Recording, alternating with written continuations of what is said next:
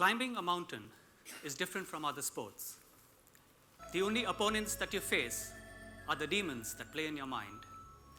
The only goals that you can score are the limits that you set for yourself, whether it be the summit or anywhere else in between. There are no spectators to cheer you on, and many a times it's a lonely battle of your mind versus the elements. I was fortunate to study in the Lawrence School in the Nilgiris, and I did not have the distractions of TV, internet, or the cell phone. The mountains were my playstations, and the playing fields were my battlegrounds. I graduated from the top 25 of my class. Ladies and gentlemen, life is all about perspective.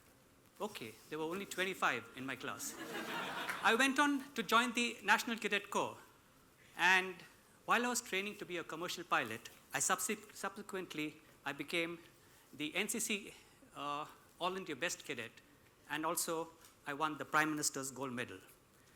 Because of this, I was awarded either an engineering or a medical seat. I hated mathematics.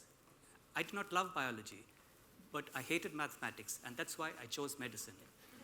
I stoically stayed the course, and to my surprise, I did become a doctor. I realized you do not require brains to be a doctor. You need a big heart.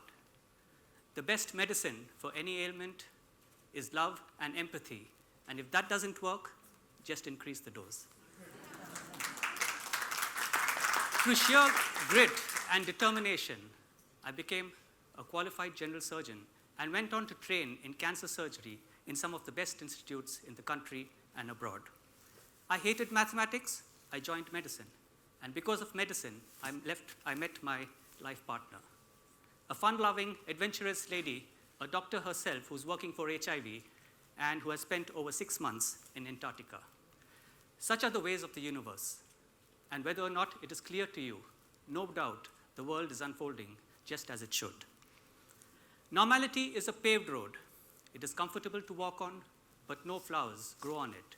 I took every opportunity to step out of my comfort zone, to push the envelope, and to stretch my limits. Because of my love of the mountains, I chose the Himalayan Car Rally, a tough, grueling 7-day car rally across the Himalayas. The first time, I was eliminated on day 1.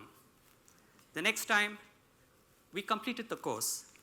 And the third time, we stood third in the car category. This, ladies and gentlemen, is because I believed that if you have not stumbled, you have not tried hard enough. I had never done any mountaineering or trekking before this, when at the age of 50 years, I decided to chase my childhood dream and to summit Mount Everest. A dream is not something that you see in your sleep. A dream is something that does not allow you to sleep. I said I was 50 years old when I got this dream, but no Indian organization was willing to enroll me into a basic mountaineering course. They said, you're too old. Age is just a number. Growing up is mandatory, but growing old is optional. I scouted around undeterred, and I found this Canadian group called Peak Freaks. And they said that if you want to come and climb with us, you need to sort of train with us. And that's why I went to Nepal in October 2012, and we climbed these 3 peaks in the range of about 20,000 feet.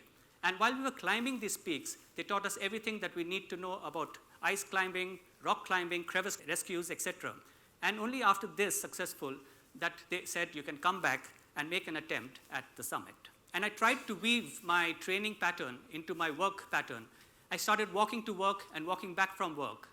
I started using the staircase and did not use the lift. And I found this high-altitude gymnasium in Juhu, which simulated an altitude of about 12,000 feet, so that before I actually get onto the mountains, I train for an altitude of 12,000 feet, and I'm acclimatized to 12,000 feet before I actually get onto these mountains.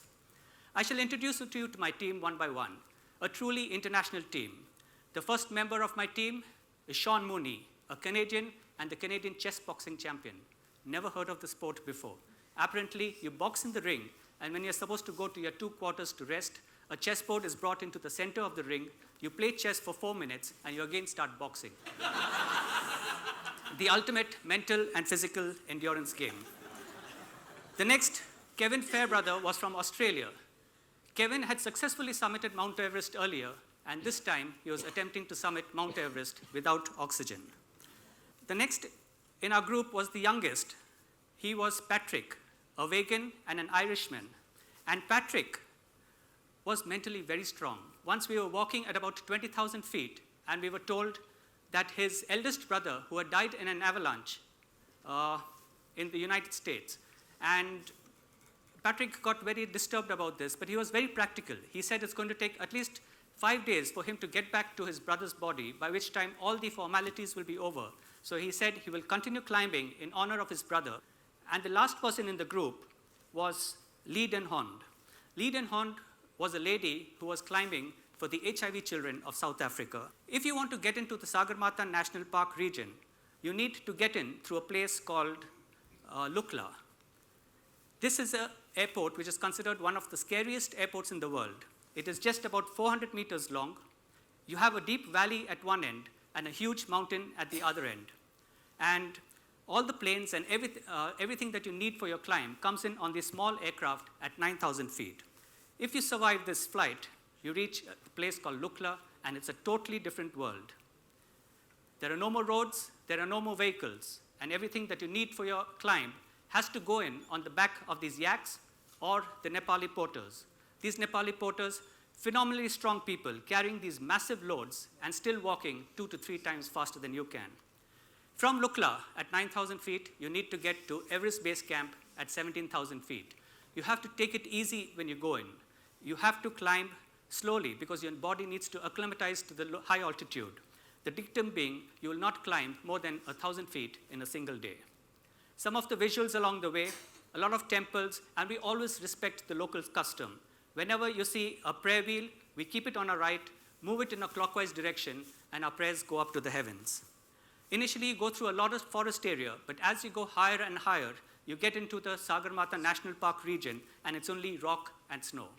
At a place called Monument Hill, our main team leader makes us sit down there, and he tells us you're getting into serious business because deaths are a reality on the mountains. And these stone piles that you see here, they are called chortens, and some of them represent a climber who's lost his or her life while attempting to summit Mount Everest. And then you reach Everest Base Camp at 17,000 feet, an international village of tents that comes up only during the climbing season on this glacier. This is an entire glacier area, and we are ringed by these huge mountains all around. Before we actually start climbing, a Tibetan monk comes in and does a special puja for us. This puja is seeking permission of the mountain to step onto her, and only after this do we actually step onto Mount Everest and start climbing the mountain. We start from base camp and go towards Camp 1. The most treacherous part of your camp is this first part because you have to cross something called the Khumbu Icefall. This Khumbu Icefall are towering blocks of ice that are coming off the mountain as a glacier form. There's a lot of ladder crossings, a lot of crevice crossings that you need to do. You get across this, reach Camp 1, spend a night over there, and come back to base camp. You again start the whole process, cross the Khumbu Icefall, spend a night at Camp 1, go to Camp 2. Camp 1 to Camp 2, it looks like a lovely level area, but you're already at 20,000 feet. The oxygen level there is just 50% that at sea level. Plus, when the sun comes up, it gets reflected off the snow and hits you, and your body temperature starts rising. The moment the sun goes behind a cloud, the temperature plummets, and the sweat on your body turns to ice. You cannot allow this to happen, so you keep removing your layers and putting on your layers. You go to Camp 2, you spend a night there, and come back again all the way down to base camp, and again start the whole process. And this time, from Camp 2, you start going towards Camp 3. Camp 2 to Camp 3 is again a very arduous segment because it's a steep incline that you have to keep climbing till you reach Camp 3. And many times I felt frustrated and wanted to give up. But I thought of my cancer patients. My cancer patients, however fatigued, however tired they are, they just cannot turn back. And that gave me strength, and I continued climbing. You reach Camp 3, you spend a night there, again come back all the way to base camp, and start this whole process. The month of April goes in this up, down, because that's the only way your body will acclimatize to the high altitude, and then you proceed towards Camp 4. Camp 4 is at 26,000 feet. It is considered the death zone. It is not compatible with life. You put on your oxygen, you start in the evening, and you climb the entire night, hoping to reach the summit sometime in the morning, spend a few moments there, and come quickly back to Camp 4, So the last day, it's going to be a solid 24 hours of climbing. The mountains have been there for ages and ages. It's constant, but at the same time, every day it's changing. We also carry the Spot, which is a GPS device, so that back home, family and friends can follow me on Google Maps and know exactly on the mountains where I am. I can't tell my wife I'm climbing Mount Everest and run away to Bangkok. She knows immediately. We also have this red button, which is the SOS button. So in case anyone gets acute mountain sickness or is in trouble, we press that, and a helicopter comes in and tries to rescue you out. During our training climb, exactly at that spot, the climber behind me, she slipped and fractured her ankle. We pressed the SOS button, and within a few hours, we had this helicopter come in to rescue her, and she was put into the helicopter and evacuated to Kathmandu, and the same day, she was operated upon. The person behind me is Mingmar. He is my personal guide, my personal Sherpa on the mountains, and my guardian angel on the mountains. Without him, it is impossible for us commercial climbers to summit Mount Everest. This is what it is like to do a crevice crossing. These ladders are just thrown across the crevice, and you need to cross it. Sometimes you see the bottom, sometimes you don't see the bottom, but you still continue. This route keeps changing on a day-to-day basis. I might go up this way, but when I come down, this would have collapsed, and another route will be found. It is the Sherpas and the Icefall doctors who lay out this route, lay the ropes, and tell us which way to go, and we have blind faith in them and go along that way. As I said, it's a very pretty segment, but very scary, and it's not a place you're going to stop and take a selfie, trust me. You get across this thing, and you reach Camp 1 at 19,000 feet. You're supposed to spend a night over there and come back to base camp, but we got caught in a blizzard. It's very scary to get caught in a blizzard. I had not experienced this before. This is how it is in a blizzard. Howling winds. You cannot speak to the person in the other tent, and you're sort of spread eagle yourself down on your tent because it's threatening to get blown away, and it's a very scary experience. We carry 2 fluids bottles with us. One, we carry the fluids with which we are going to drink, and the pee bottle, which is the pee bottle. And this is the Lhotse face, solid blue ice, because as the snow falls on it, it gets blown away, and you have to keep doing this incline, keep climbing higher and higher. You get across something called the yellow band in the mountains, and once you cross this yellow band, you get above the clouds, and you reach Camp 3, which is a ledge that's cut into the side of the mountains. You spend a night there and come back all the way to base camp, and then you proceed towards the dead zone. You put on your oxygen over there because, as I mentioned, it is not compatible with life. We spend the night there. You cannot sleep because of the altitude. You lose your appetite. And the only thing that we will carry on our last day for the summit push is 2 oxygen cylinders in my backpack, a bottle of water, and a few bars of chocolate. Here, Mingmar is checking my oxygen, and we set out at 7 o'clock. At 7 o'clock, we set out. At 7:30, I was exhausted. It is where teamwork comes in. You each egg each other on, and you sort of motivate each other and keep pushing each other and keep climbing the mountain. It was very cold, about minus 36 degrees when we started out. And to make matters worse, at around 9 o'clock in the night, my headlight packed up. My headlight packed up. I shouted to my team leader. I said, I don't have light.